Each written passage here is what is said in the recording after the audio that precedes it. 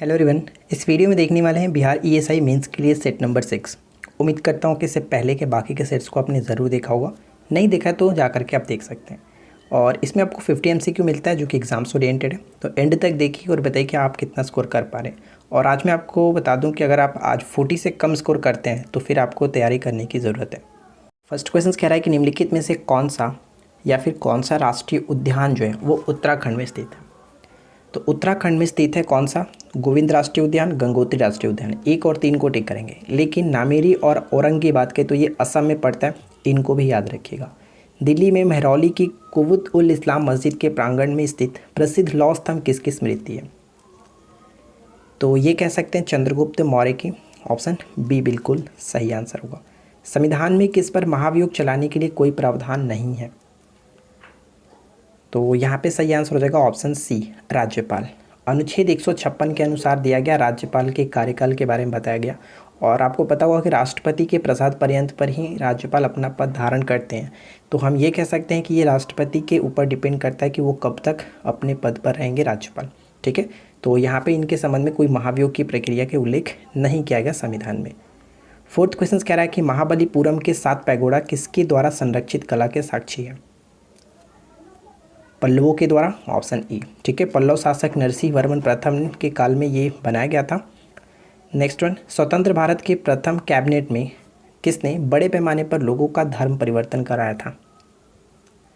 और वो कौन थे? भीमराव अंबेडकर जी, जो कि कानून मंत्री थे। नेक्स्ट क्वेश्चन, निम्नलिखित में से किस कृत्य के कारण भगत सिंह और उनके मित्र राजगुरु और सुखदेव को 23 मार्च 1931 को फांसी दी गई थी? तो ये डेट आपको याद रखना है, इनकी फांसी कब हुई थी? 23 मार्च 1931 को। लाहौर षड्यंत्र की घटना के कारण। डी बिल्कुल करेक्ट आंसर होगा। अंग्रेजों ने भारत में रेलवे किस उद्देश्य से शुरू किया था? तो रेलवे का स्टार्टिंग कब हुआ था पता होगा आपको? 16 अप्रैल 1853 लॉर्ड डलहौजी के समय में। तो इसका मेन उद्देश्य ये था कि ब्रिटिश वाणिज्य और प्रशासनिक नियंत्रण की सुविधा के लिए। और साथ ही साथ इसके बारे में छोटा सा यहाँ पे पॉइंट लिखा गया कि 1853 को डलहौजी ने अपना महान रेलवे वक्तव्य जारी किया था। ये जारी किया गया था कब? 20 अप्रैल को। ठीक है, तो इसके बारे में आप पढ़ सकते हैं। आगे देखिए, नेक्स्ट वन है कि शाहजहाँ के शासनकाल में कौन सा विदेशी यात्री भारत आया था? तो कह सकते हैं मनु की। यहाँ पे राइट आंसर होगा ऑप्शन डी। अफवाह की दृष्टि से सबसे लंबी नदी कौन सी है? ध्यान दीजिएगा, अफवाह क्षेत्र की दृष्टि से यहाँ पे बात की जा रही है सबसे लंबी नदी। तो हम टिक करेंगे ऑप्शन बी को, यानी कि अमेजन। ठीक है, अमेजन बिल्कुल सही होगा। और सबसे लंबी नदी की बात करते तो वहाँ पे नील नदी होता है। नील नदी से संबंधित अक्सर क्वेश्चंस ये पूछा था कि इसकी उद्गम कहाँ से होता है। तो नील नदी का उद्गम होता है विक्टोरिया झील से, जो कि अफ्रीका में सबसे बड़ी झील मानी जाती है विक्टोरिया झील।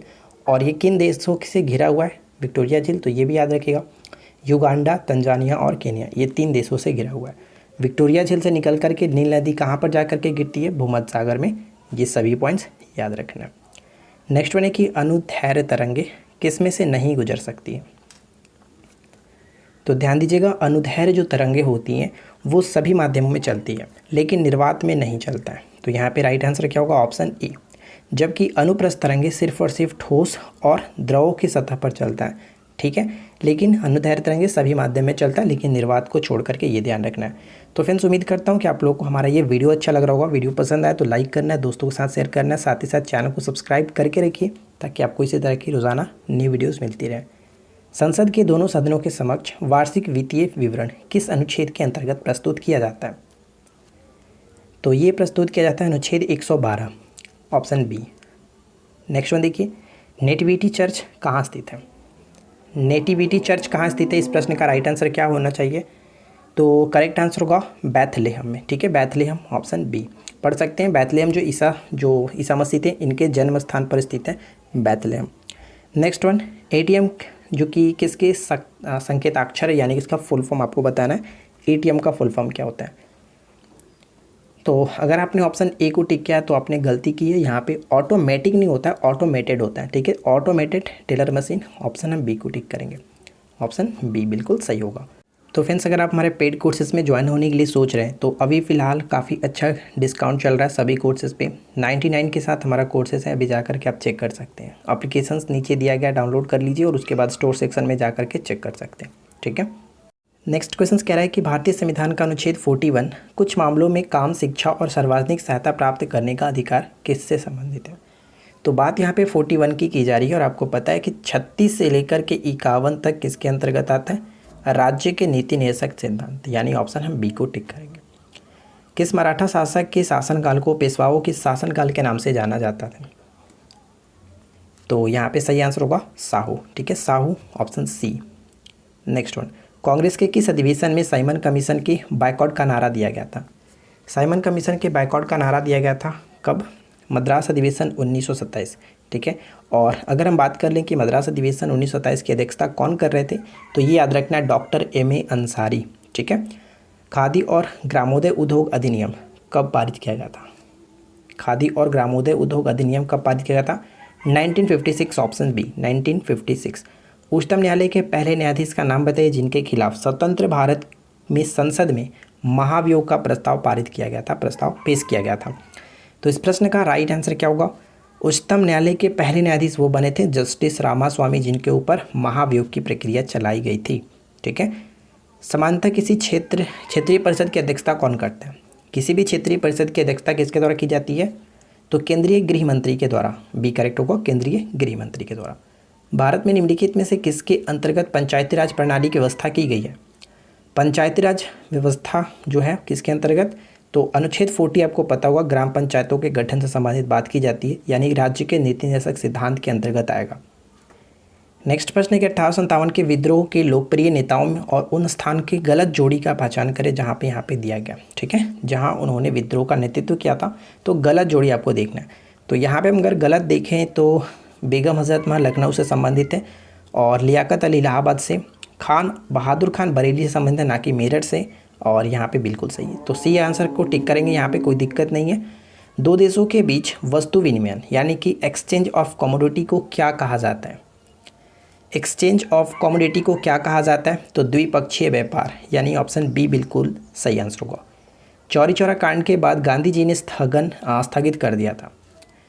तो देखिए चौरी चौरा कांड के बाद गांधी जी ने किसको स्थगित कर दिया गया था, तो यहाँ पे ऑप्शन डी होगा, क्योंकि असहयोग आंदोलन को उन्होंने स्थगित कर दिया था, ये आपको पता होगा।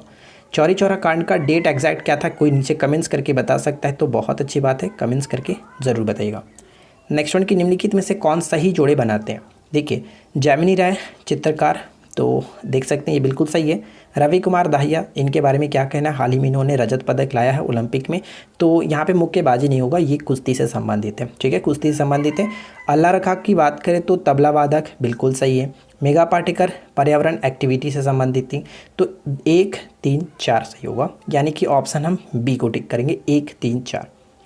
बैंक दर वह दर है जिस पर, बताइए, बैंक दर वह दर है जिस पर क्या होता है, जिस पर हम कह सकते हैं भारतीय रिजर्व बैंक वाणिज्य बैंकों को ऋण देता है, ठीक है, ऋण देता है, ये बिल्कुल सही होगा, ऑप्शन सी।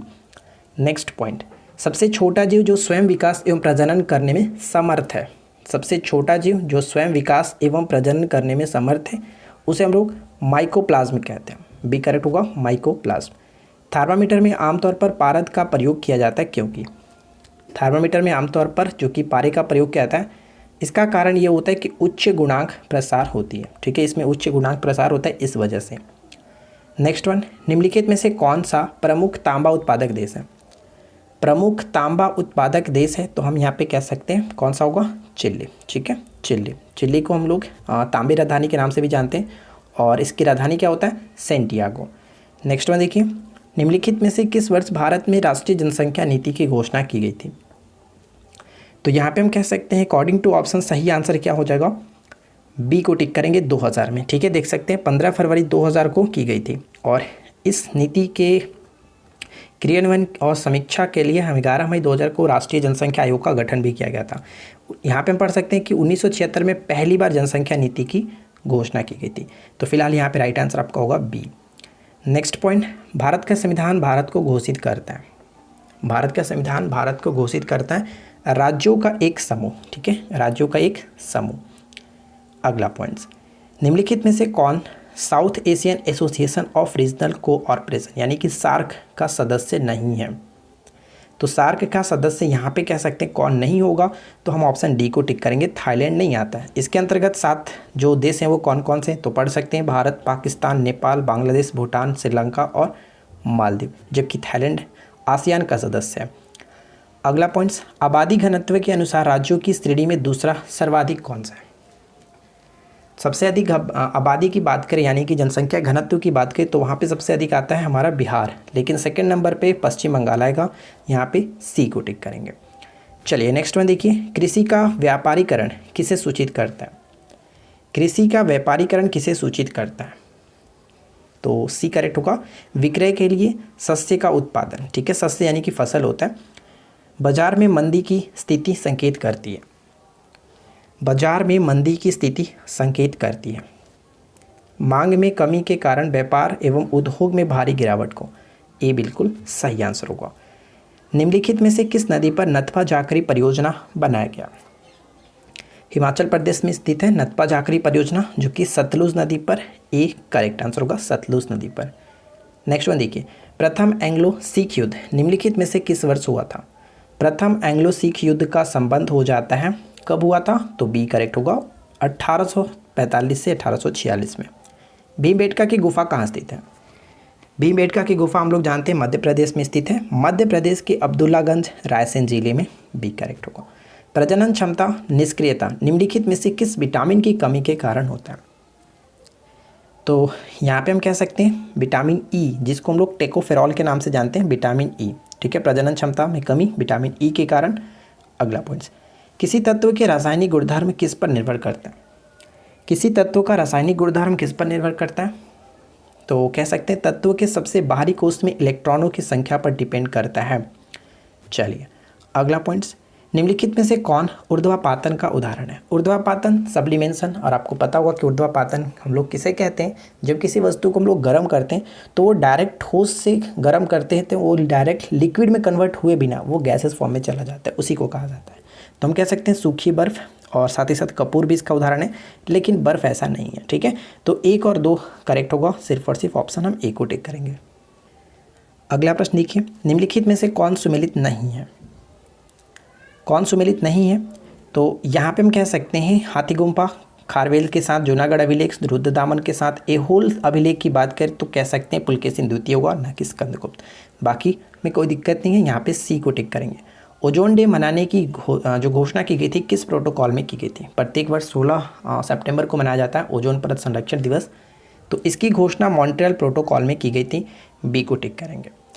नेक्स्ट वन की माधव गॉडगिल पैनल ने किस क्षेत्र को पारिस्थितिकी रूप में महत्वपूर्ण घोषित करने का सुझाव दिया था, तो ये सुझाव पश्चिमी घाट को। पश्चिमी घाट को एक और हम किस नाम से जानते हैं, कमेंट्स कीजिएगा। नेक्स्ट वन देखिए, निम्नलिखित राज्यों में से किस में या फिर किन में सिंह पुंछी वानर यानी जिसको मकॉक कहते हैं अपने प्राकृतिक आवास में पाया जाता है। मकॉक जो होता है वो कह सकते हैं यहाँ पे तमिलनाडु, केरल और कर्नाटक, ठीक है। 1 2 3, तो राइट आंसर होगा ऑप्शन ए, 1 2 3। अगला पॉइंट्स, नीचे दिए गए कथनों पर विचार करें। यहाँ पे 3 पॉइंट्स लिखे गए हैं, तीनों को पढ़ेंगे और बताएंगे कौन सा कथन यहाँ पे सही है। पहला पॉइंट कि भारतीय राष्ट्रीय कांग्रेस का प्रथम अधिवेशन 1885 में हुआ था, ना कि ये हमारा कलकत्ता में नहीं बम्बई में हुआ था। ये पॉइंट्स गलत है, WC बनर्जी इसके अध्यक्ष थे, ठीक है, भूमेश चंद्र बैनर्जी। भारतीय राष्ट्रीय कांग्रेस का दूसरा अधिवेशन दादा भाई नौरोजी ने किया था, ये बिल्कुल सही है, कोई दिक्कत नहीं। भारतीय राष्ट्रीय कांग्रेस का तथा मुस्लिम लीग दोनों ने लखनऊ में 1916 के अधिवेशन किया और लखनऊ समझौता संपन्न हुआ था। तो आपको पता है कि 1907 में सूरत अधिवेशन में ये दोनों अलग हो गए थे, लेकिन 1916 के अधिवेशन में दोनों एक दूसरे से यानी कि एकता हो गई थी। तो यहाँ पे 2 और 3 सही होगा, सी को टिक करेंगे, 2 और 3 सही है। अगला पॉइंट्स, मुख्य सतर्कता आयुक्त की नियुक्ति निम्न में से कौन करता है, तो किसके द्वारा की जाती है, राष्ट्रपति के द्वारा। वर्तमान में कौन है, तो हम कह सकते हैं सुरेश एन पटेल, ठीक है, सुरेश एन पटेल। राष्ट्रीय पिछड़ा वर्ग आयोग की स्थापना कब की गई थी, जहाँ तक मुझे याद है सुरेश एन पटेल हैं, अगर चेंज हुए तो थोड़ा बीच में मुझे नहीं पता, क्योंकि जनवरी तक मुझे याद है कि हाँ यही थे। चलिए फिलहाल देखिए, राष्ट्रीय पिछड़ा वर्ग आयोग की स्थापना कब की गई थी, तो यहाँ पे हम कह सकते हैं 1993 में, ठीक है, 1993 ऑप्शन डी। 26 नवंबर 1949 को अंगीकृत भारतीय संविधान की प्रस्तावना में कौन सा शब्द शामिल नहीं था, तो पता है आपको कि अंगीकृत किया गया था 26 नवंबर 1950 को, जबकि लागू किया गया था 26 जनवरी 1950 को। तो जब अंगीकृत किया गया तो उस वक्त हमारे संविधान की जो प्रस्तावना है उसमें ये तीनों के तीनों शब्द नहीं थे, समाजवादी, पंथनिरपेक्ष और अखंडता। इसको जोड़ा गया था 42वें संविधान संशोधन 1976 के द्वारा, जो कि एकमात्र संविधान संशोधन है प्रस्तावना में। ठीक है, तो यहाँ पे कह सकते हैं सभी के सभी 1 2 3 तीनों शब्द नहीं थे। सम्राट शाह आलम द्वितीय ने ईस्ट इंडिया कंपनी को बंगाल, बिहार, उड़ीसा की दीवानी कब प्रदान की थी? तो इलाहाबाद की संधि के तहत, इलाहाबाद की संधि 12 अगस्त 1765 को। बताइए कि निम्न में से कौन से अनुच्छेद के अंतर्गत भारत का सर्वोच्च न्यायालय नागरिकों के मौलिक अधिकारों की रक्षा करता है? बताइए क्या होगा राइट आंसर। मौलिक अधिकारों की रक्षा करते हैं सर्वोच्च न्यायालय। तो सर्वोच्च न्यायालय करते हैं। अगर आपने ऑप्शन सी को टिक किया तो आपने गलती किया, क्योंकि सर्वोच्च न्यायालय की बात की जाती है तो 32 होगा। तो यहाँ पे राइट आंसर हम डी को टिक करेंगे, उपरोक्त में से कोई नहीं। ठीक है, 226 को हम लोग हाई कोर्ट रहता तब यहाँ पे टिक कर लेते हैं। तो उम्मीद करते हैं कि आप लोगों को ये 50 क्वेश्चन अच्छे से क्लियर हो गया होगा, और वीडियो अच्छी लगी होगी। नीचे कमेंट्स करके बताइएगा कि आउट ऑफ 50 से आपकी स्कोरिंग क्या रही। जितने लोग भी अगर 40 से कम स्कोर किए हैं तो फिर आपको थोड़ा सा और प्रिपरेशन करना पड़ेगा अभी। तो फ्रेंड्स मिलते हैं नेक्स्ट क्लास में। Thanks for watching, keep learning, have a good day.